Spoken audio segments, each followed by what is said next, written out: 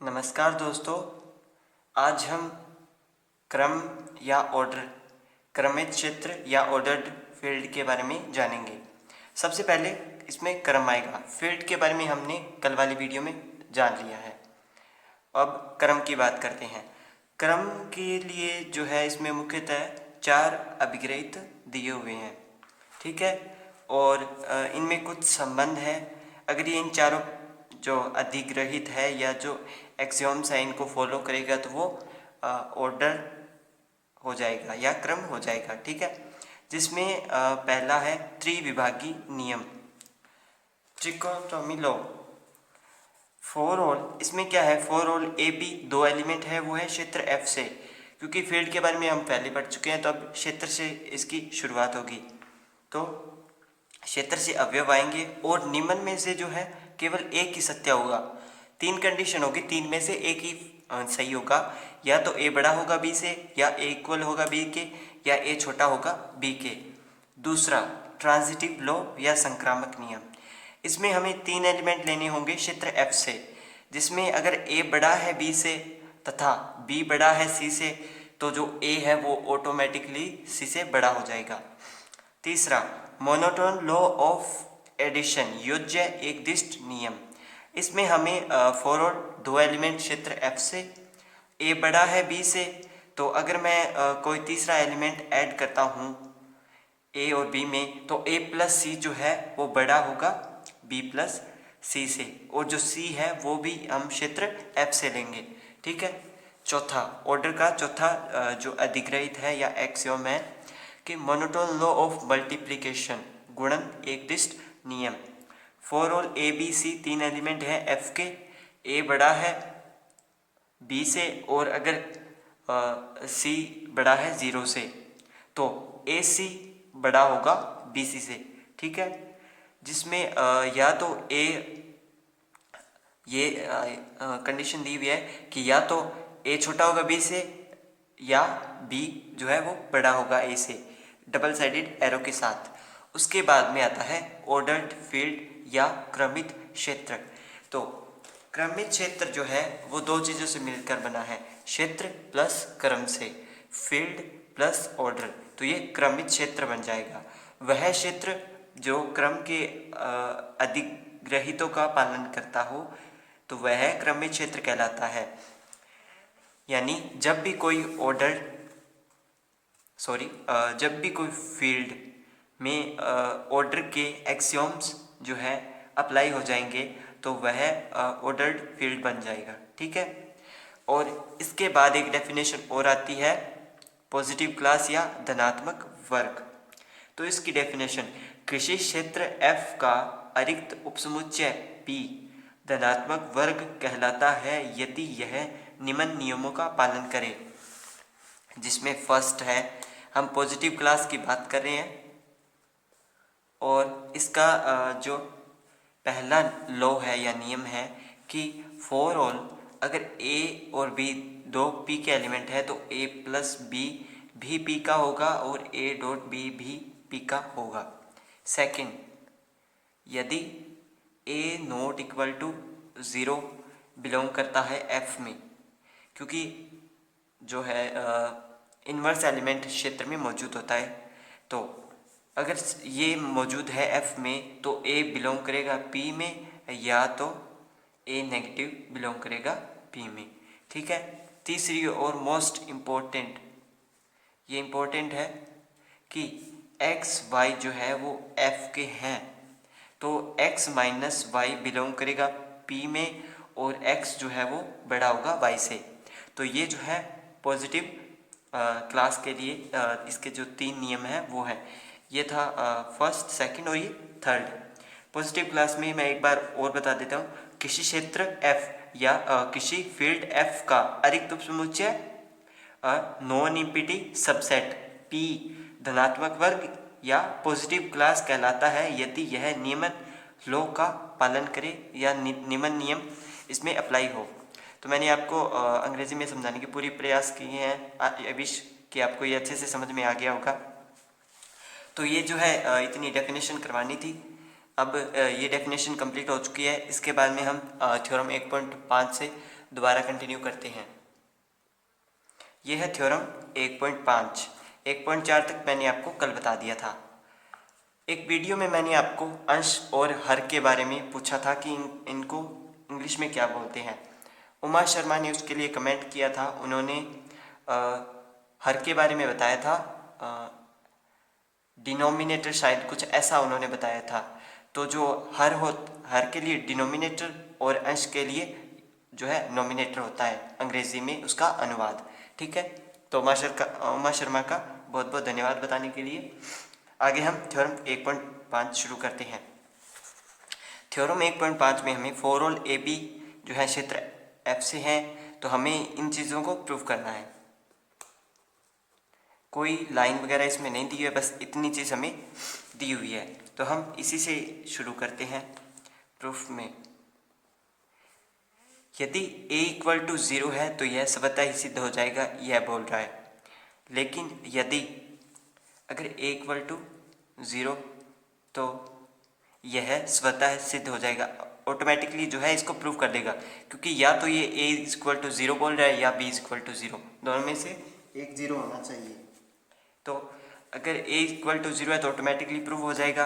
अगर नहीं है तो हम पुनः यदि a नॉट इक्वल टू 0 है तब there exist a inverse belong to f, क्योंकि क्षेत्र f है तो उसका जो है a का प्रतिलोम विद्यमान होगा, a नॉन जीरो है। तो ऐसे में a inverse is equal to 1 is equal to inverse a dot a, मतलब जो है इनका गुणनतत्मक मौजूद होगा। ये मैंने यहाँ पे बता दिया।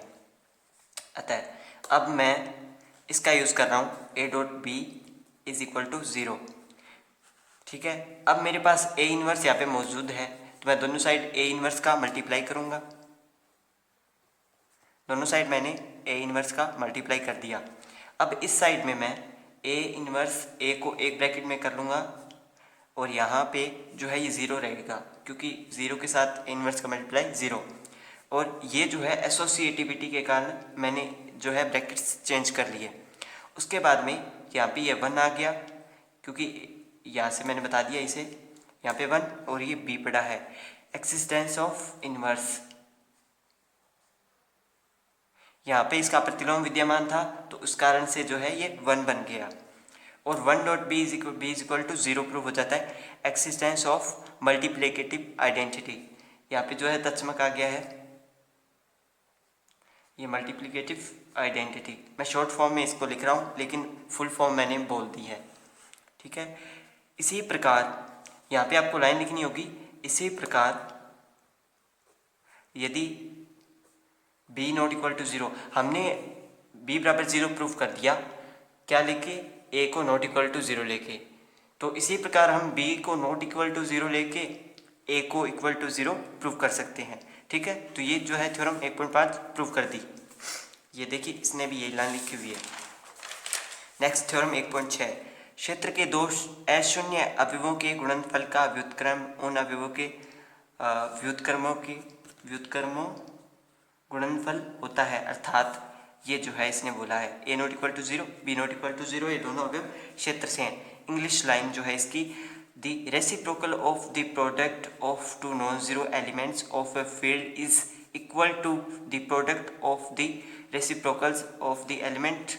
इट मीन्स, ये मैं आपको इसका मतलब बता देता हूँ। इसने बोला है दो अशून्य अवयव, मैंने दो अशून्य अवयव का गुणनफल का व्युत्क्रम मैंने इसका इन्वर्स कर दिया। अब आगे उसने बोला है उन अवयवों के व्युत्क्रम, मतलब उन अवयव a और b के व्युत्क्रम, इनका इन्वर्स गुणनफल होता है, यानी a इन्वर्स और b इन्वर्स का मल्टीप्लाई होता है। ये हमें इसने बोला है, ये प्रूव करना है। थ्योरम 1.6 हम कर रहे हैं। और a नॉट इक्वल टू 0 और b नॉट इक्वल टू 0 क्षेत्र f से हमें मिल रहे हैं, ये इसने बता दिया। अब हम प्रूफ की बात करते हैं। प्रूफ के लिए मैं क्या कर रहा हूँ, अगर इनका इन्वर्स जो है इसमें मौजूद है तो इसका मतलब क्या होगा, इसका मतलब ये होगा कि अगर मैं a b का multiply a inverse b inverse से करूं तो मुझे जो है गुणन तत्समक इसमें मिल जाएगा। अतः मैं इसी चीज़ का यूज़ करके जो है उसे प्रूव करूँगा। तो a b का multiply a inverse b inverse के साथ, ठीक है। फिर मैं यहाँ पे जो है ब्रैकेट्स चेंज करूँगा, ए पी यहाँ पे ए इनवर्स और ये यहाँ पे बी इनवर्स। एसोसिएटिविटी का मैं यहाँ पे यूज़ कर रहा हूँ, ये आपको साइड में लिखनी ज़रूरी है। उसके बाद मैंने ए पी को बी ए में कन्वर्ट कर दिया, ठीक है। बाकी चीज़ें जो है इसमें सेम रहेगी, क्योंकि हम इसे कन्वर्ट कर सकते हैं, क्योंकि एफ एक क्षेत्र है। मैंने यहाँ पे कम्यूटेटिविटी का यूज़ किया है, क्रम विनिमयता का यूज़ किया है। उसके बाद हम पुनः एसोसिएटिविटी यूज़ करेंगे, बी ये ए इनवर्स और ये बाहर बी पड़ा रहेगा। एसोसिएटिविटी का हमने इसमें यूज़ कर लिया। अब ये क्या है, इनवर्स मौजूद है, इसका मतलब ये 1 बना देगा।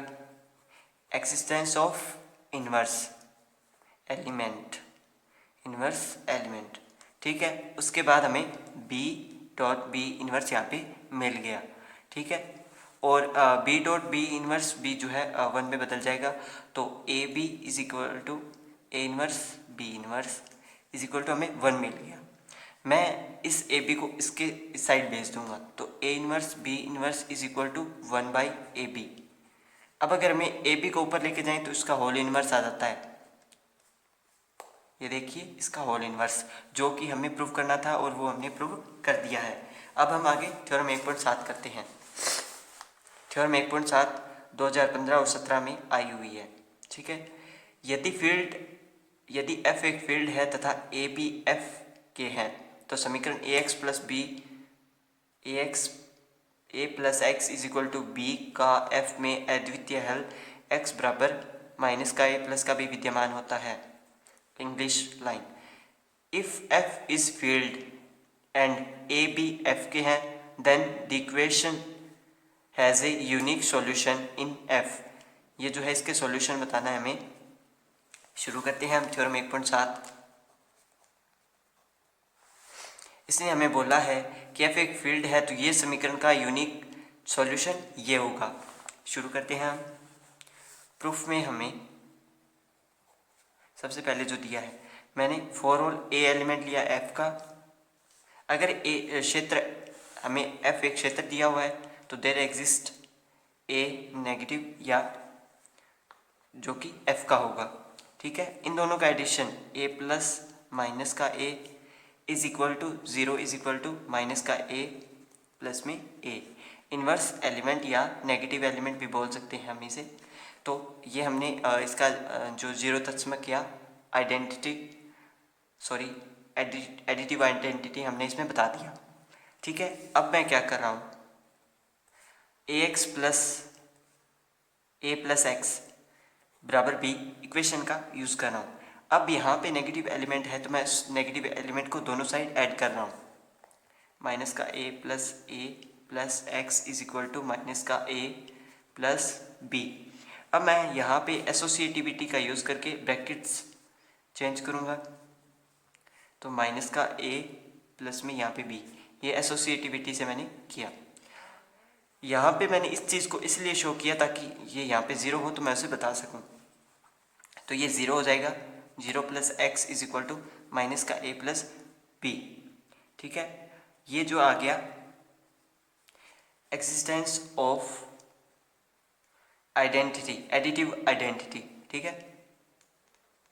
योज्य तत्समक जो है उसका मौजूद है। तो x बराबर हमारे पास माइनस का a प्लस बी आ गया। अब इसी प्रकार अन्य अवयव के लिए हमें इसकी पुष्टि करने के लिए अदर एलिमेंट के साथ ट्राई करेंगे अन्य अवयव के लिए कि क्या उसके लिए यूनिक एलिमेंट हमें मिलता है। तो उसकी पुष्टि के लिए मैंने b बराबर a प्लस एक्स लिया और b की जो वैल्यू है वो मैंने a प्लस वाई पुट की और इधर a प्लस एक्स है। दोनों साइड मैंने माइनस ए जो है हमने पहले f से मान रखा था, क्योंकि f क्षेत्र है तो दोनों तरफ माइनस ए मैंने ऐड किया, इधर भी ऐड किया, ठीक है। बाय एसोसिएटिविटी हम जब ब्रैकेट्स चेंज करेंगे तो माइनस का ए प्लस में वाई माइनस का ए प्लस में एक्स। यहाँ से जो है हमें 0 plus Y is equal to 0 plus X, existence of identity element. तो y बराबर हमें x मिल गया। तो इससे जो है हमें यूनिकनेस का पता चल गया भी ये जो है अद्वितीय रूप से इसमें विद्यमान है। ठीक है, तो ये जो है इसका सॉल्यूशन इसमें दिया हुआ है और ये इसकी लाइंस लिखी हुई हैं। मैंने आपको एसोसिएटिविटी कम्यूटेटिविटी उस आधार से बता दिया और इसने आपको A3 A4 इस प्रकार जो है इसमें लिख दिया। उसके बाद हम थ्योरम 1.8 शुरू करते हैं। यदि f एक फील्ड है तथा a b बिलोंग करे f में a नॉट इक्वल टू 0 है, तो इस बार हमें योग के लिए दिया था, ये मल्टीप्लाई के लिए, तो हमें इसमें मल्टीप्लाई का अद्वितीय हल ये बताना होगा। शुरू करते हैं हम थ्योरम 1.8 प्रूफ। उसमें योग के लिए था, इसमें मल्टीप्लाई के लिए ज़्यादा अंतर नहीं है इसमें। तो चूंकि a नॉट इक्वल टू 0 हमें दे रखा है जो कि f का एलिमेंट है, अगर ये नॉट इक्वल टू 0 है इसका सीधा सा मतलब है इसका इन्वर्स जो है f में मौजूद है। ठीक है, और ax बराबर में b इसने हमें दे रखा है, क्योंकि उसी का जो है हल हमें x बराबर a इन्वर्स b फाइंड करना है, अद्वितीय हल। ठीक है, यूनिक सॉल्यूशन। दोनों इन्वर्स है तो मैं दोनों साइड इसका मल्टीप्लाई कर देता हूँ। ax यहाँ पे भी a इन्वर्स b के साथ मैंने मल्टीप्लाई किया। एसोसिएटिविटी का यूज़ करके मैंने एक साइड ब्रैकेट में इनको कर लिया है, सहचार्यता। फिर ये 1 बनेगा, इन्वर्स आइडेंटिटी एलिमेंट आ गया यहाँ पे। ठीक है, और ये जो है x is equal to a inverse b क्षेत्र f का आ गया है। अब इस चीज़ की यूनिकनेस को प्रूव करने के लिए हम दोबारा से पुनः मान लीजिए कोई Cx बराबर में b के कोई दो हल x1 तथा x2 है। ठीक है, तो मैंने b बराबर ax1 और ax2 मान लिया। ये ये यहाँ पे a है, क्योंकि हम ax बराबर b लेके चल रहे हैं तो ये ax होगा। ठीक है, ax बराबर b। तो दो हल मैंने मान लिए हैं, इनकी यूनिकनेस प्रूफ करने के लिए मैंने इनका यूज़ किया है। अब इन दोनों की साइड में a इन्वर्स का मल्टीप्लाई करते हैं। अगर ये इक्वल आ जाता है तो जो है यूनिकनेस है इनमें। यहाँ पे भी a इन्वर्स का मल्टीप्लाई किया, तो एसोसिएटिविटी यूज़ करके एक साइड करेंगे हम इन्हें एसोसिएटिविटी से। ठीक है, ये हो गया 1.x1 1.x2, आइडेंटिटी यहाँ पे मौजूद है। ठीक है, x1 is equal to x2, तो एक्सिस्टेंस ऑफ आइडेंटिटी एलिमेंट ये मैं यहाँ पे लिखना है। ये दोनों इक्वल आ गए, इसका मतलब जो है इनके सॉल्यूशन है वो यूनिक है। उसके बाद थ्योरम 1.8 है जो कंप्लीट हो गई है। थ्योरम 1.9। थ्योरम 1.9 मैं आपको बुक में बता देता हूँ, आप इसे खुद करके देखिए, अगर नहीं होगी तो आप मुझे कमेंट कर दीजिएगा। तो -a is equal to a, हमें a b f के दिए हुए हैं और ये आपको इसमें प्रूव करना है। हम जानते हैं कि -a plus a is equal to 0 होता है, तो इसने क्या किया, इस -a को इस साइड भेज दिया और प्लस में 0 पड़ा रहेगा, तो a is equal to -a automatically prove हो गया। तो आप जो है इन्हें करके देखिए, इसमें ज़्यादा मुश्किल नहीं है। ठीक है, और कल हम जो है इसके नंबर 1 प्रकार के उदाहरण, बाकी बची हुए जो थ्योरम्स हैं उनको करेंगे, कुछ डेफिनेशंस और हैं उनको भी हम करेंगे। तो इसमें दे भी रखा है, अगर इसने कोई थ्योरम का पिछली थ्योरम का यूज़ किया है या इसी सवाल को यूज़ करके इसने हल किया है तो इसने दे रखा है। तो रेगुलर कमेंट करते रहिए और यूँ ही मेरा प्रोत्साहन कीजिए। वीडियो अगर पसंद आए तो लाइक कर दीजिए, अपने फ्रेंड्स के साथ शेयर कर दीजिए और चैनल सब्सक्राइब कर लीजिए। और वीडियो देखने के लिए धन्यवाद।